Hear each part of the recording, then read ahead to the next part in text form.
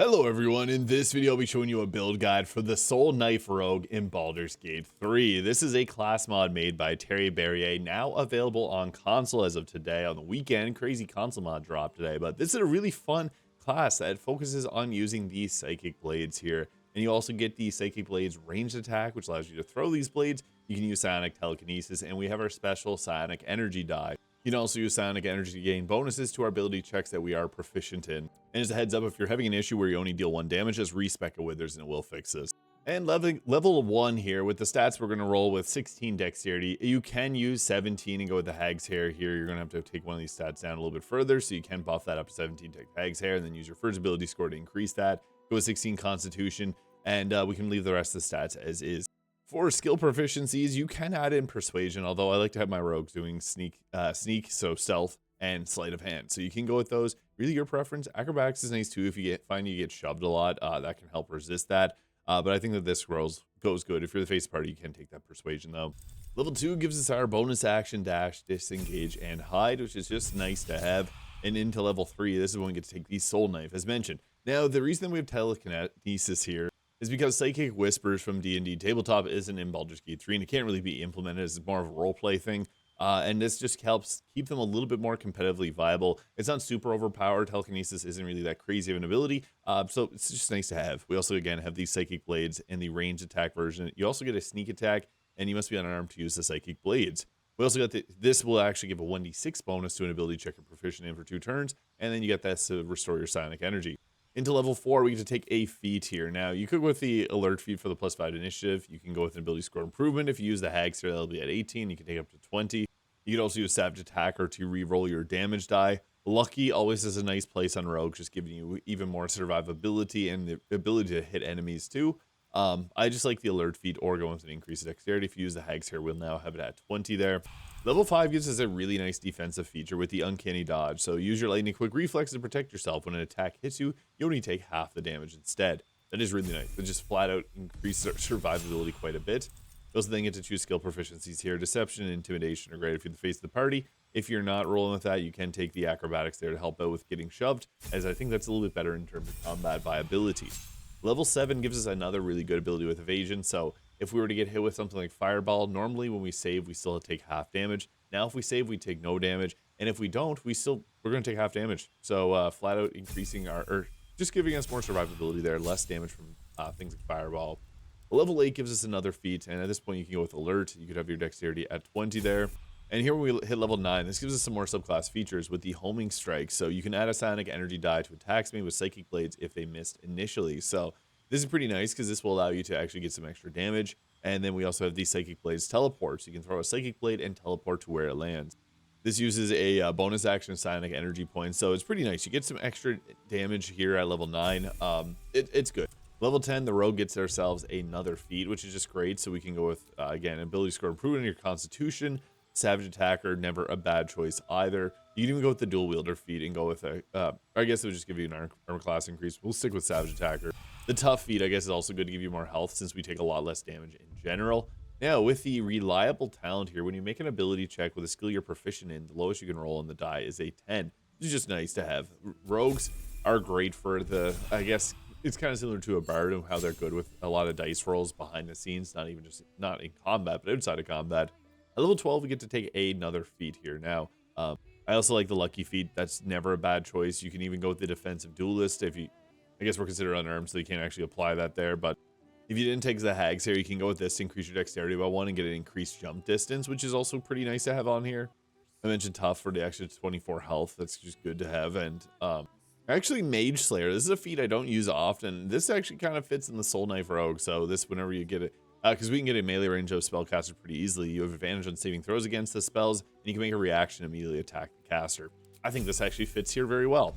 Now, this only has level 20 or level 12 support, so you can't go past it. But I will show a multi-class because I do think the rogue is a little bit weaker. So I know a lot of people do like multi-classes, and I'm just going to keep it with a base game class. You can go with the Gloomstalker Ranger, and I guess even the Sorcerer is kind of nice too. If you go with the Shadow Magic, to be able to see in darkness. Even the Hexblade has some merit, but I'm just going to go with the Gloomstalker here. Is we can get things like Hunter's Mark, Fog Cloud for a bit of stealth. We can use the defense armor class boost, which will just help us stay alive. Into level 3, we get to take our Gloomstalker here now. Hopefully I'll be doing a console mod video on the Drake Warden soon, but with the Gloomstalker, this just gives us an extra burst of damage on the first turn. We can then take Longstrider as more movement speed's great for a Soul Knife.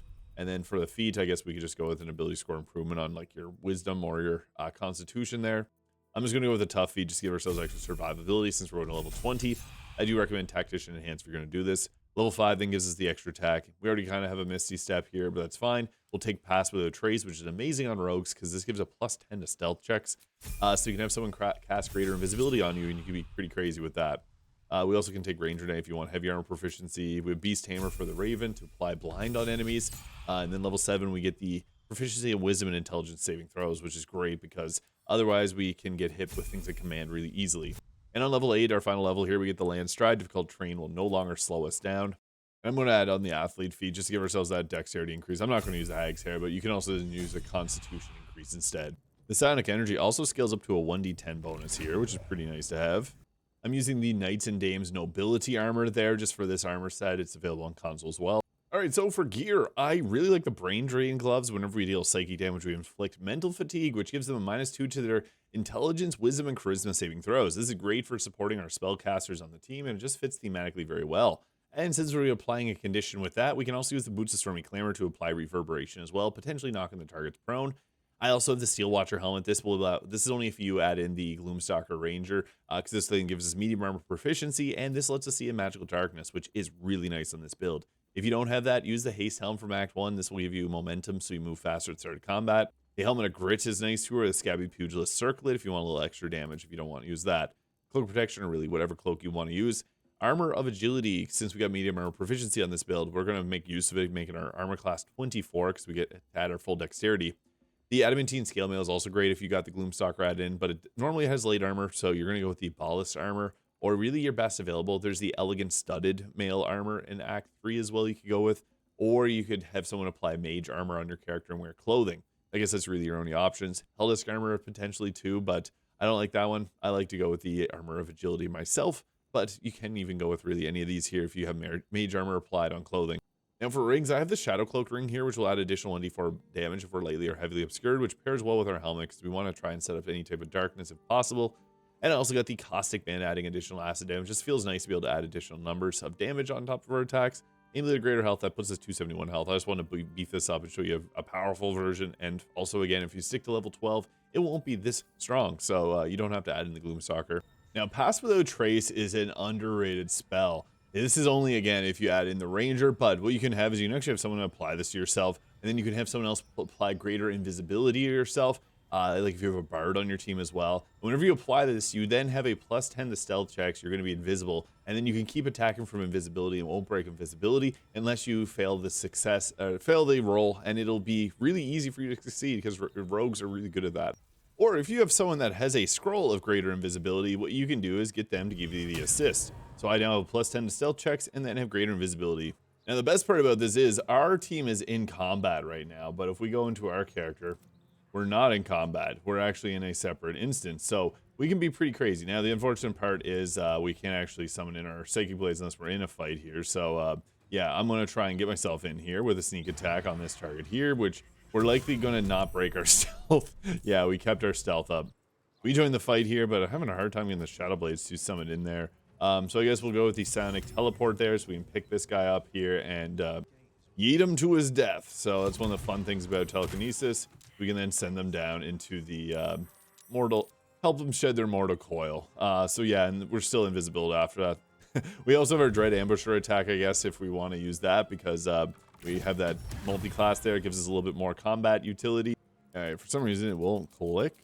I'm trying to exit stealth here, but I'm rolling 44 on stealth checks on a difficulty class of 26. So even though I use the cheater spell mod to literally just punch the floor and break stealth, I'm not breaking stealth.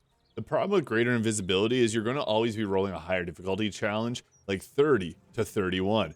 But the problem is we're rolling 47, 47. We're not losing invisibility. After succeeding in almost 20 stealth checks, which is insane. I could have cleared out every single enemy here.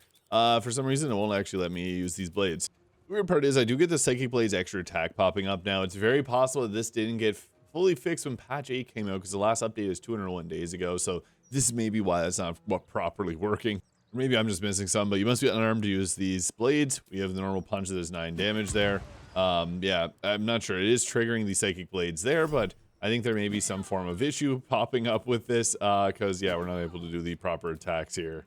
All right, so I'm going to add in the Shadow Blade ring here, which is a pretty cool item because it has the Shadow Blade, which was changed in patch 8. So this is going to be the way that we work around it. This gives us our Psychic Shadow Blade, which does psychic damage, and then we can do our sneak attacks properly with it. So 100 damage, yeah, it's actually working, kind of. So yeah, if this is happening to you on console, this is the way to work around it, because then we can still apply the mental fatigue from our blades, and hopefully an update will come where this will work properly, or maybe I'm just being dumb. If you're using the version with the Ranger to get the dark vision, you can shoot down Arrow of Darkness at a target at any time to give yourself that vision from there. And then we can then use some Arrow of Many Targets if we're in a position where we can't use our Psionic Energy attacks here.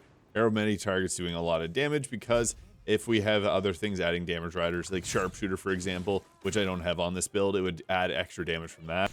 And then things like the Caustic Band adding extra damage. We had psychic damage there, which was nice because that is going to help. And especially if there's an enemy that's close to us, because with extra psychic damage, we're actually able to double that with the Resonant Stone, which will make this build a lot more powerful. You can see that we're applying the mental fatigue onto them.